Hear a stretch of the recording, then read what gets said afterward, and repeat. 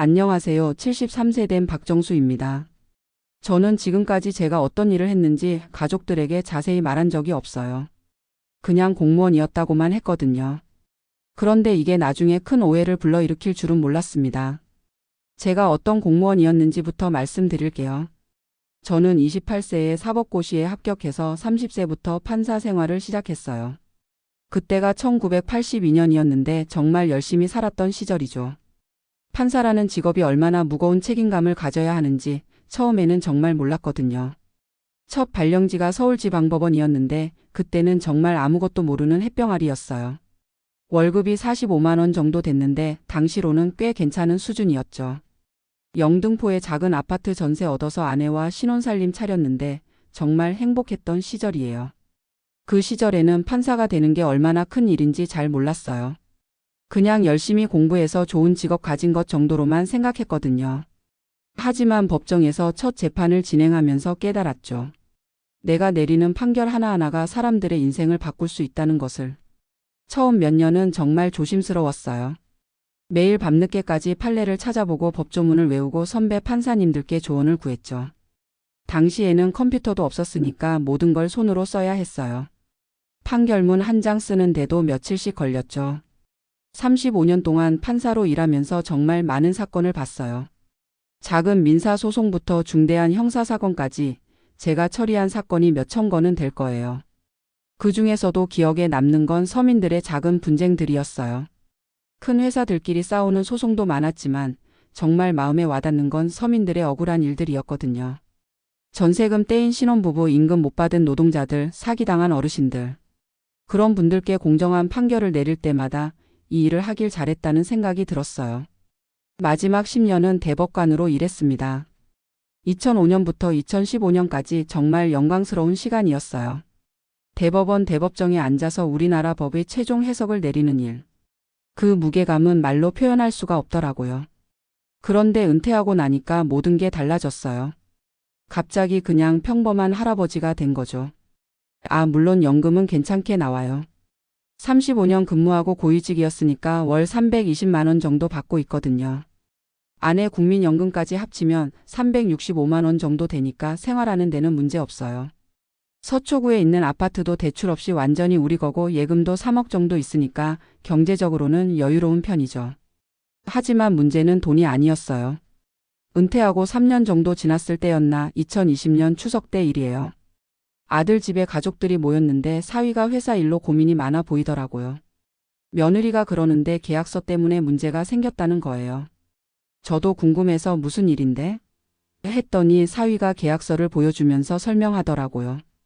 들어보니까 상대방이 계약 조건을 일방적으로 바꾸려고 하는 상황이었어요. 명백한 계약 위반이었죠. 그래서 제가 이건 계약 위반이야. 민법 제543조 채무불이행으로 계약 해지할 수 있고 손해배상도 청구할 수 있어라고 말했는데. 그런데 사위가 뭐라고 했는지 아세요? 아버님은 법 전문가가 아니시잖아요. 괜히 잘못된 조언 들으면 더 복잡해질 수 있어요. 그 순간 정말 말문이 막혔어요. 35년 동안 법정에서 살았던 사람한테 법 전문가가 아니라니. 가슴이 답답하고 뭔가 목에 뭔가 걸린 것 같더라고요. 아내가 제 표정을 보고 깜짝 놀랐어요. 여보 괜찮아? 하면서 걱정하더라고요. 아들도 사위한테 아버지한테 그렇게 말하면 어떻게 해요라고 했지만 이미 상처는 깊었죠. 그날 밤에 잠을 못 잤어요.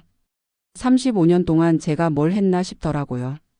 새벽까지 뒤척이면서 생각해봤는데 사실 제가 가족들한테 제 일에 대해 자세히 말한 적이 없었어요. 그냥 공무원이었다고만 했으니까 사위 입장에서는 당연히 법 전문가가 아니라고 생각할 만하죠. 하지만 그걸 이해한다고 해서 상처가 아물지는 않더라고요. 며칠 동안 기분이 좋지 않았어요. 아내가 그냥 말해버려라고 했는데 저는 그러고 싶지 않았거든요. 괜히 자랑하는 것 같고 지금 와서 과거 자랑이나 하는 늙은이 같을까 봐서요. 그런데 문제는 그것만이 아니었어요. 그 일 이후로 법률 관련된 이야기가 나오면 저는 완전히 배제되더라고요.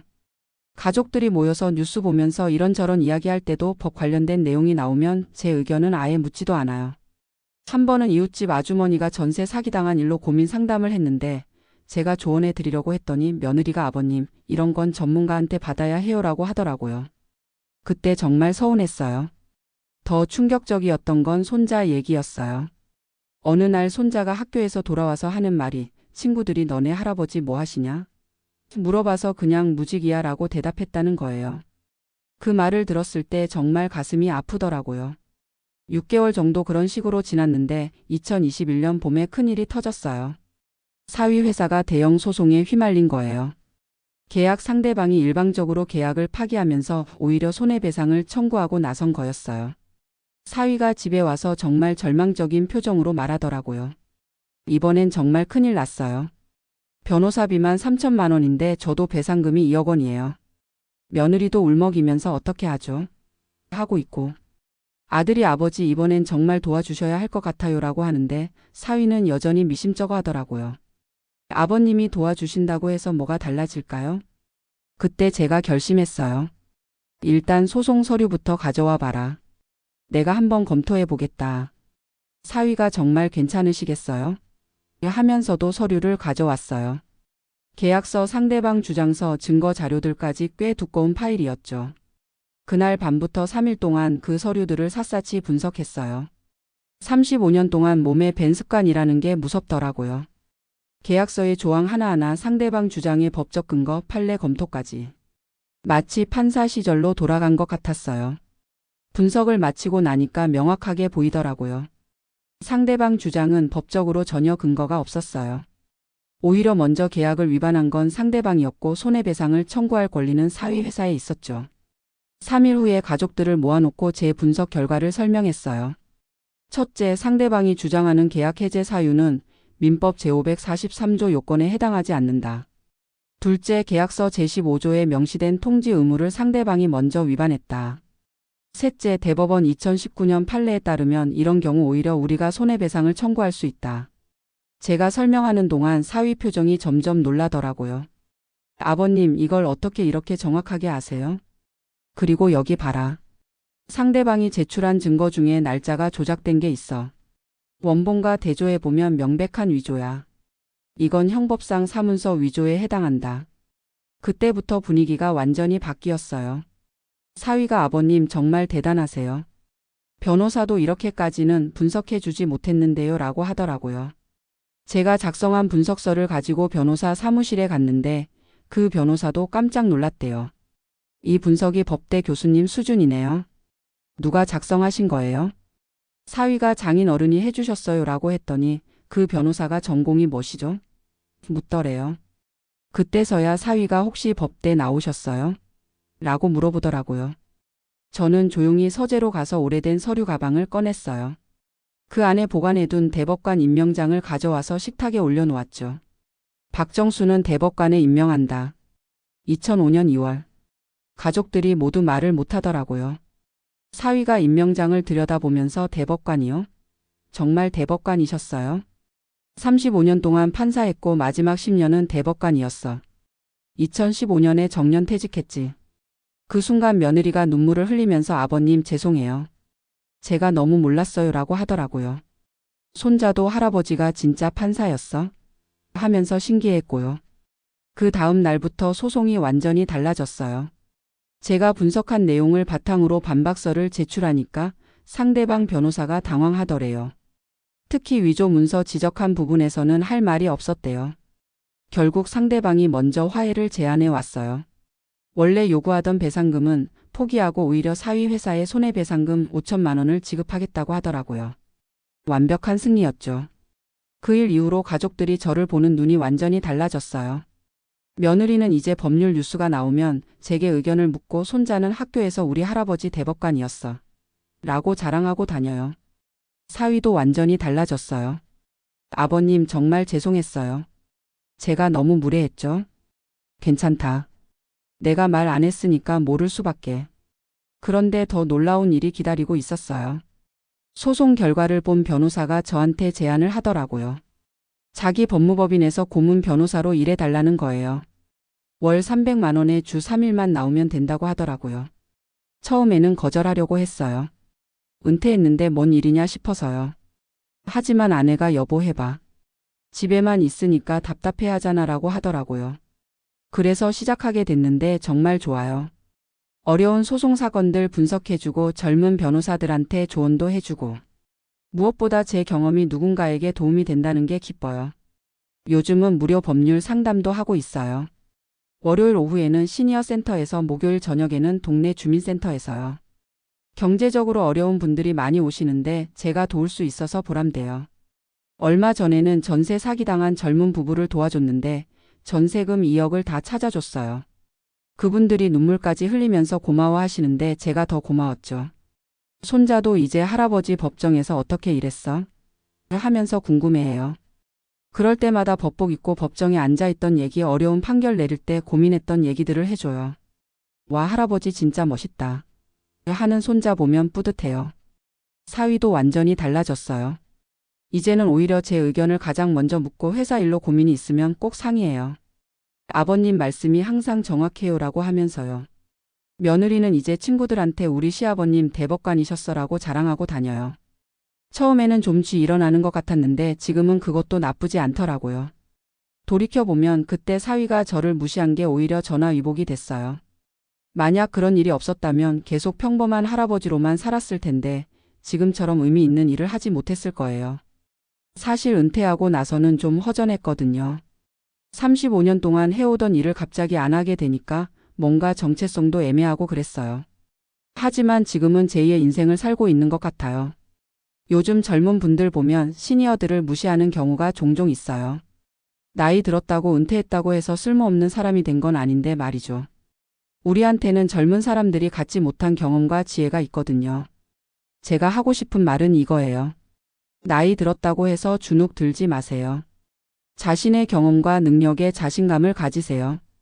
그리고 젊은 분들도 어른들의 경험을 무시하지 말고 먼저 들어보려는 마음을 가져주세요.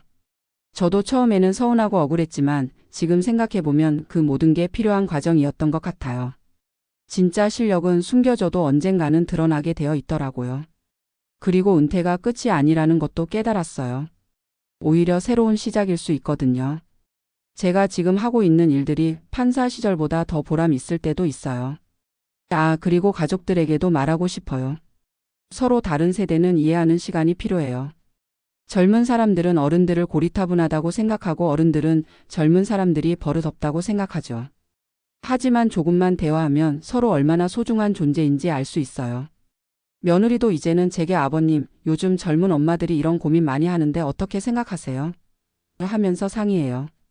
법률 문제뿐만 아니라 교육 문제, 육아 문제까지도요. 35년 동안 사회에서 겪은 경험들이 도움이 되더라고요.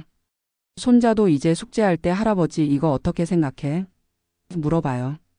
사회 시간에 법에 대해 배우면 꼭 제게 와서 이거 맞아? 하고 확인하고요. 그럴 때마다 정말 뿌듯해요. 요즘은 법무법인에서 일하는 게 정말 즐거워요. 젊은 변호사들이 어려운 사건 가져와서 선생님, 이거 어떻게 접근하면 좋을까요? 물어보면 제가 경험한 비슷한 사례들을 얘기해줘요. 그런 관점도 있네요. 하면서 고마워하는 모습 보면 기분이 좋죠. 무료 상담도 계속하고 있어요. 지난주에는 60대 아주머니가 오셨는데 자식들이 재산을 노리고 후견인 신청을 하려고 한다는 거예요. 법적으로 막을 수 있는 방법을 알려드렸더니 정말 고마워하시더라고요. 이런 일들을 하면서 느끼는 건 우리 시니어들이 할 수 있는 일이 정말 많다는 거예요. 경험도 있고 시간도 있고 체력도 생각보다 괜찮거든요. 다만 기회가 없을 뿐이죠. 앞으로도 계속 이런 일들을 하고 싶어요. 어려운 사람들 도와주고 젊은 사람들한테 경험 전수해주고. 그게 제가 사회에 마지막으로 할 수 있는 기여인 것 같아요. 아내도 요즘 정말 좋아해요. 여보가 일하니까 훨씬 활기차 보여라고 하면서요. 실제로 요즘 제가 부쩍 건강해진 것 같아요. 할 일이 있고 누군가에게 필요한 사람이라는 느낌이 들어서 그런 것 같아요. 손자녀들도 할아버지를 자랑스러워해요. 학교에서 우리 할아버지는 나라에서 제일 높은 법관이었어라고 자랑하고 다닌대요. 친구들이 진짜? 하면 응, 대법원에서 일했어. 하면서요. 사위는 이제 회사 사람들한테 우리 장인 어른이 대법관이셨어라고 자랑하고 다녀요. 처음에는 좀 민망했는데 지금은 그것도 나쁘지 않다는 생각이 들어요. 자식들이 부모를 자랑스러워한다는 게 나쁜 일은 아니니까요. 정말 인생은 모르는 것 같아요. 은퇴할 때는 이제 끝이라고 생각했는데 오히려 새로운 시작이었어요. 그리고 가족들과의 관계도 더 깊어졌고요. 혹시 저처럼 가족들한테 인정받지 못하고 계신 시니어 분들이 계시다면 너무 상처받지 마세요. 자신의 경험과 능력을 믿고 기회가 오면 당당하게 보여주세요. 진짜 실력은 언젠가는 인정받게 되어 있어요.